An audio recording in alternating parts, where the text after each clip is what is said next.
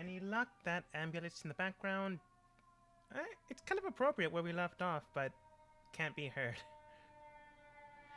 Uh, I was wrong. When last we left off, everyone had encountered a few new situations, but ultimately wound up back together.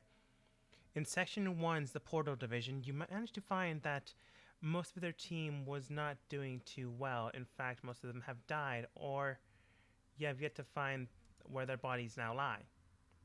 Other than 4 members of the entire party, you encountered a strange man named Will and his team, but his team got there a little later. Through him and through a few little scenarios, you managed to find out about who's there, what they gathered, and why they were there to begin with, at least the information he had. Ultimately, though, you found out that Rox, or formerly Gavin, had been taken over by an entity known. Well, I don't think your characters ever figured it out, but there was an entity of magic or immune to magic within it. He had taken his body over quite some time ago, and not really figuring this out until now. Well, he might know a lot more about you than you would have liked. Entering into this situation, he asked each of you a question whether to let them go or to try to do something about it. Ultimately, they did state it really didn't matter what you did, as just a simple test on what you would decide to do. As you all had decided not to attack and just simply let him be, he held up Alice in one hand and simply stated, "I'll use this bargaining chip as another time." 2 of the members in this area decided to not stand for that and jumped into the portal. Afterwards, were encountered by a selective group of members that you believe are the 10 and a few lieutenants higher ups, other than the man known as Elusive, which Hallowoo could identify but was not there. Entering into that situation, magic, or at least the new form of magic, had decided to allow you to leave. After exiting and flipping him off, and Cerberus letting go of the mask, you all had wound up back. Alice hugged on to her adopted father without letting go, and in that same moment, Cerberus noticed a strange crystal on her neck. As they pointed it out, Hallowoo took note. I believe you didn't want to do with the last thing that happened, but it was more thematical, so I'm going to state it anyways. You grabbed onto it with Mage Hand, and it somehow got absorbed, and then something went off. This is where we left off, and this is where we start.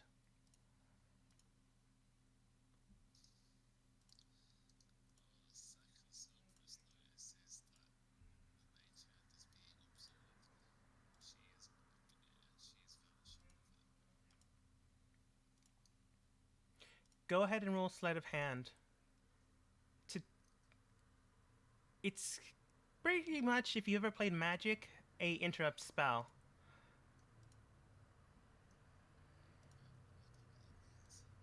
Basically, you have to place this, do something before something else went off, even though something has already been played.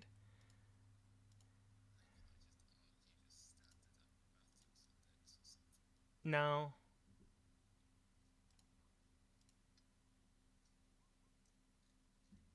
I mean, 21 is still pretty good.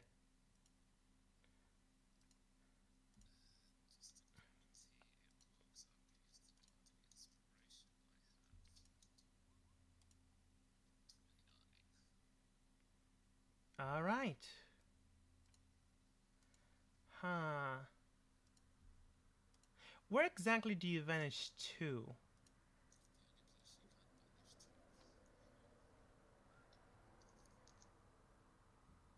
Huh. Hmm. Just trying to figure out a way out of this. I don't really see one is the problem.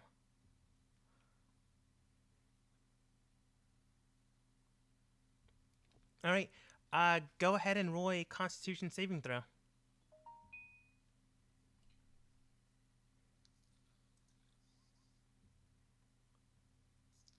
15. As the hand gets absorbed into it, you latch on to the crystal. You grab on and you see something shatter and explode. Thinking through, you quickly vanish straight out of nothingness, straight into the domain that you call home. In that area, you see that it shatters in front of you, and then it hits your very body as you're the only thing around at the moment. You then see your body gets hit with something hard. You're not exactly sure what this is, but it's definitely somewhat magical at the very least. But this is not magic in its normal state of mind. Thinking through things, or at least figuring out what this is, you can tell that this is the antithesis of non magical properties. Ultimately, this, whatever it is cutting your ties with magic, any properties of the like. Thinking this through, or at least you can go ahead and roll insight if you'd like, but this resembles something you've seen not too long ago.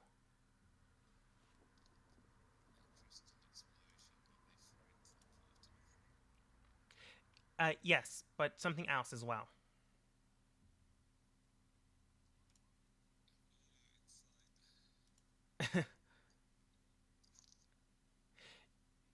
You can tell that this is, like you said before, something you saw before where you threw it into the portal, but that was so small and the power within the portal was so massive that it only flickered. But your body is a lot smaller and a lot less powerful. It's still strong, but not as strong as that portal spell. However, thinking this through with your insight check, you can tell that something is off about it. Thinking back, you remember the domain you were in not too long ago, where the ancestral bodies, or at least the ancestors of Haliwu, reside currently. You think back, and the old man, the fisherman, told you about the place where they housed, where it was magic itself, and currently around the basic island, there was nothingness, cut off, tied from anything, and you would have to search a while until you found more. It was as if the area around this place that you were at was basically cut off from something. And this reminds you of this feeling, this emptiness, that it's currently hitting your body and it is not stopping. Is there anything you're doing?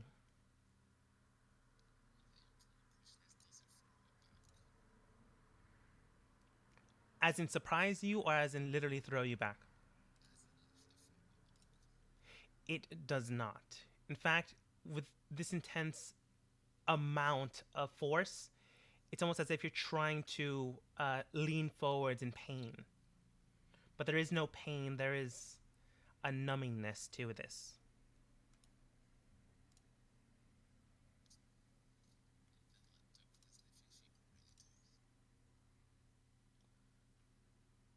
All right.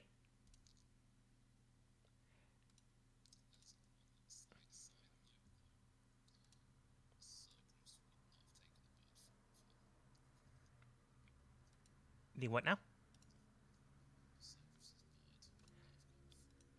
Ah, right. You see at the moment you're fine, but your body is being numb, first on the right side and then on the left. It slowly covers your body until you really don't feel anything anymore. Go ahead and roll another Constitution saving throw.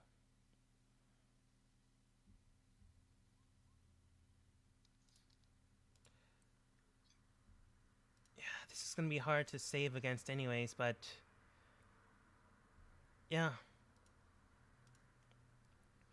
Let's see. This seems appropriate.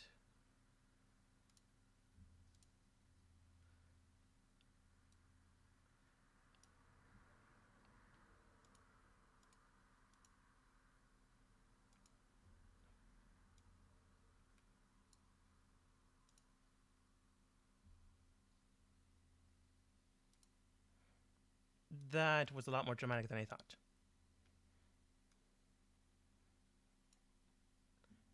Let's try crying wolf, actually.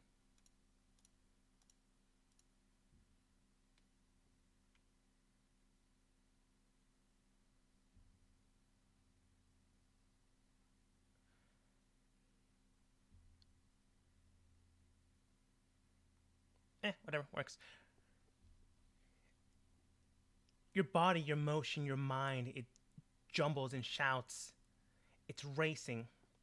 Your heart, your mind, your body.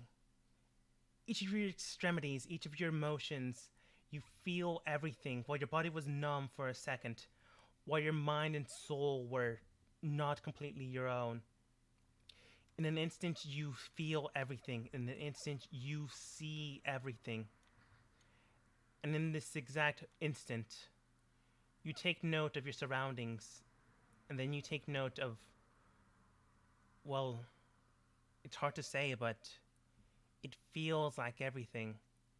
You can feel Realta, you can feel Halloween, you can feel Byroth, even though they're not here. You can feel everyone else you've ever met, everything else you've ever seen, everywhere you've ever been.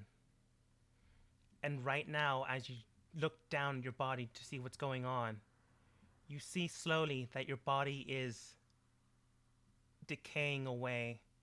You see bits of you turn into ash and some form of sparkling matter, and it's slowly fading further and further away from you. Is there anything you're doing?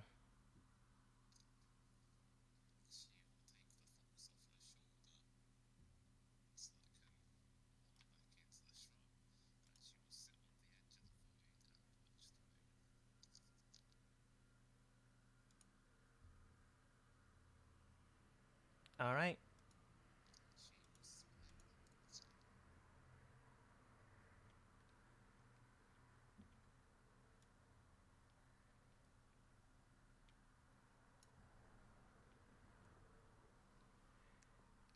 Time passes for you differently here.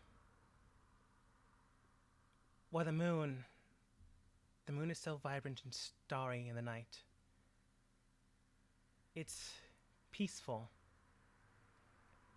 While you weren't exactly sure where this road was going to take you, it definitely took you to a place you weren't exactly expecting. While you did meet people I wouldn't say cared for, definitely interesting people. While the moon shines at you one more time, you at least remember this. This life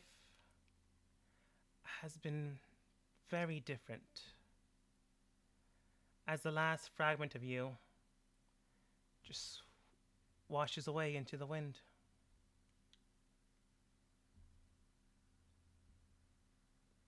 And then nothing.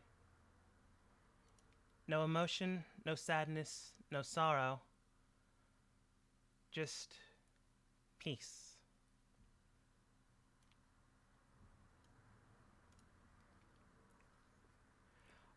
On the other side of this, Rauta, Halloween, Balroth, for some reason I was going to say Cove, but he's just an NPC, so it really doesn't matter. Caitlin's not there. You take note that Cerberus grabbed onto Alice, but all of you could easily see that it was a crystal shard that was about to explode. And then in an instant, grabbed onto it and simply vanished. You wait a moment. You wait a moment longer. And after 10 minutes, you see no one come back.